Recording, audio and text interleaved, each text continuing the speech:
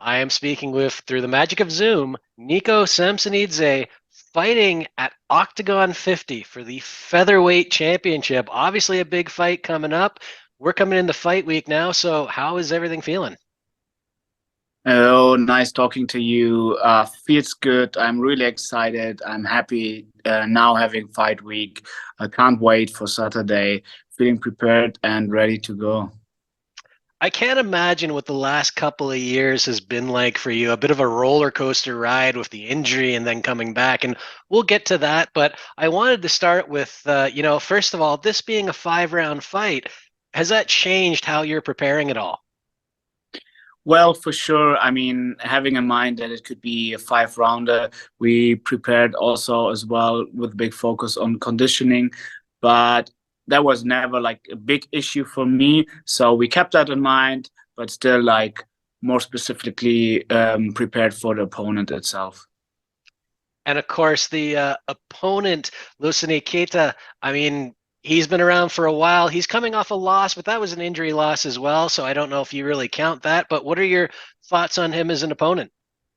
Well, like I said in other interviews before, to be honest, I have all the respect for him. He's a good fighter, nice to watch, athletic, explosive. So for sure, a guy who needs to be respected.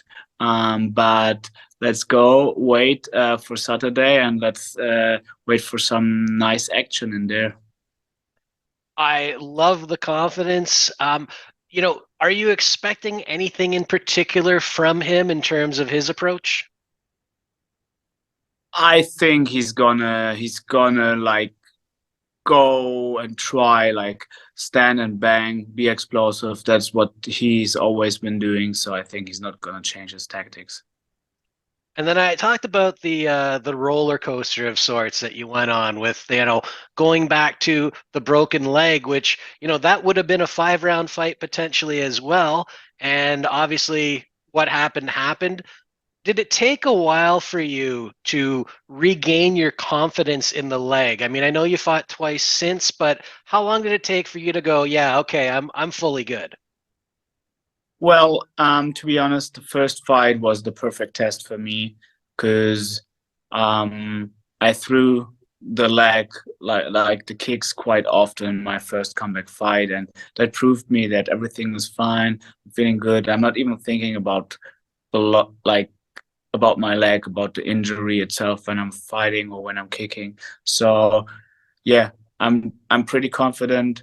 I mean, I had a big roller coaster like 2 years where doctors were telling me that I probably can't even fight anymore or need another operation. But happily, I'm back. I can fight, and after two fights, I'm already fighting for the title. I can't be more happy. I really appreciate all what happened in the last year, and now I try to finish the year off with the belt on my waist.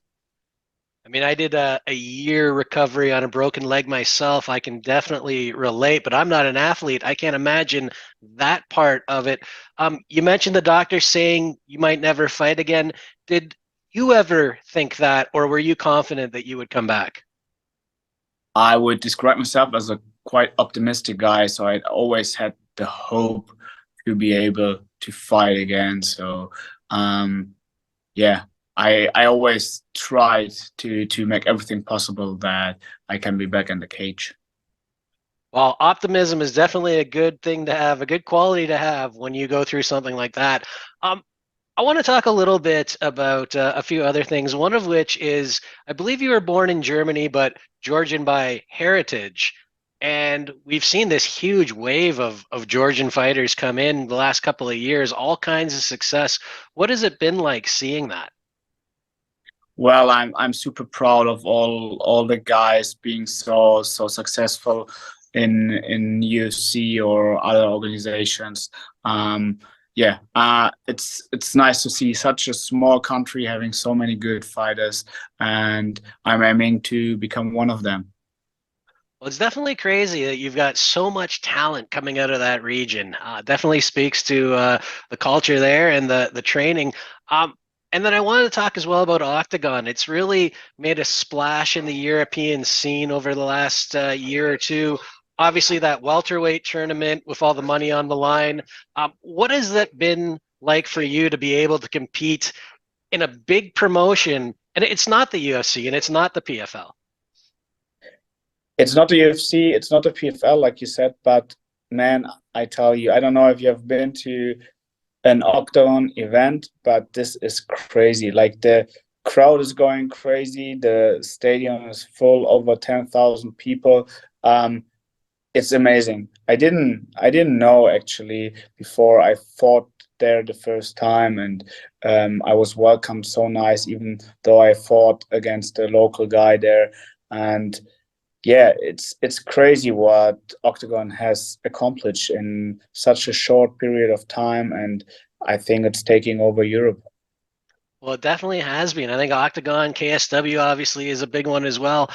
With that in mind, now that there's money to be made in Europe, it doesn't necessarily have to be you have to go to the UFC.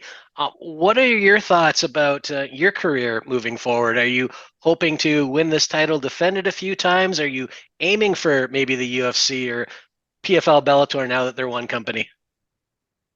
Well, to be honest, I'm going step by step. I have my focus on Saturday, my fight, and then what's coming after, I will plan that. Fair enough. The world ends after this fight, and then you can move on from there. I 100%. wanted to talk as well. I mean, how did you get into mixed martial arts originally? Well, it was more like I had a friend who was doing martial arts and he asked me to come. And the first time I went there, I was like, oh, that's a nice sport. And yeah, I started doing it and I kept on training. I quit the other sports I was doing. I was swimming, I was doing soccer, and yeah, then it was like it became from a hobby, it became a profession, and I'm really happy to make my passion um my my career. When you say your friend was doing martial arts, I mean, was he doing a specific discipline or was he training MMA as a whole?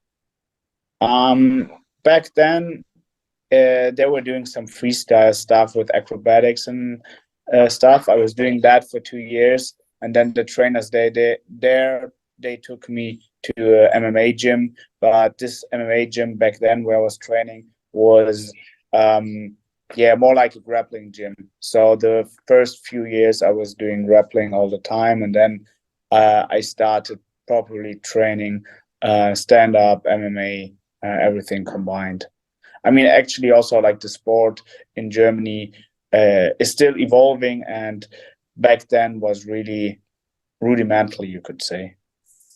Were you a fan of the sport at all at that point, or did you become a fan after you got into training? Yeah, I didn't know anything about the sport before. Once I started training, I became a fan because then I was able to relate, to be honest. And you mentioned the sport still evolving in Germany. I mean, obviously Daniel Weichel comes to mind, some other fighters, but how have you seen that progression? What is it like today?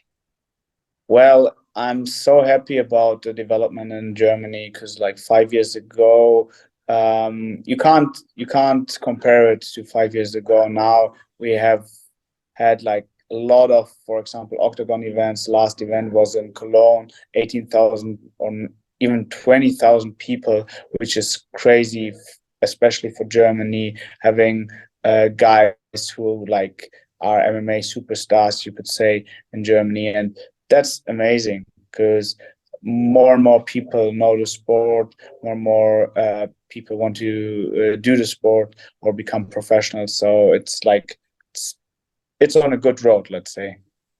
And you mentioned that big show in Cologne. I think that might have been the biggest or one of the biggest Octagon crowds to date. And now you're going to be a headliner, and you could one day, be at the top of a show like that. Does that add any pressure to you? I know Keita said, he's seeing this as just another fight, but obviously it's a big one. It's a main event. It's a title fight. It's a big one. It's a title fight.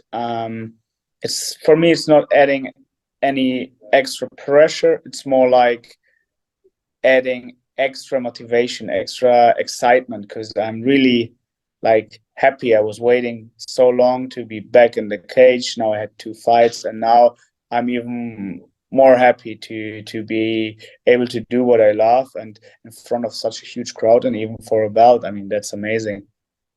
Well, it definitely is. I can tell you're excited. I'm excited for this one. I'm going to ask you one more before I let you go. Just give us a prediction for this fight. If you envision a finish, if you've got a round, or just how you see this playing out.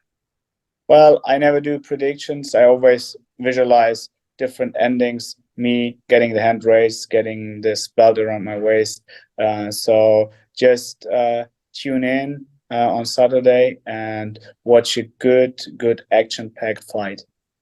Absolutely. The prediction of getting your hand raised, that's the one that counts, anyways. Niko, thank you very much for the time. Really appreciate it. Best of luck in the fight. Thank you. Thank you, Jay. All the best for you. You too. Have a great day. Thank you.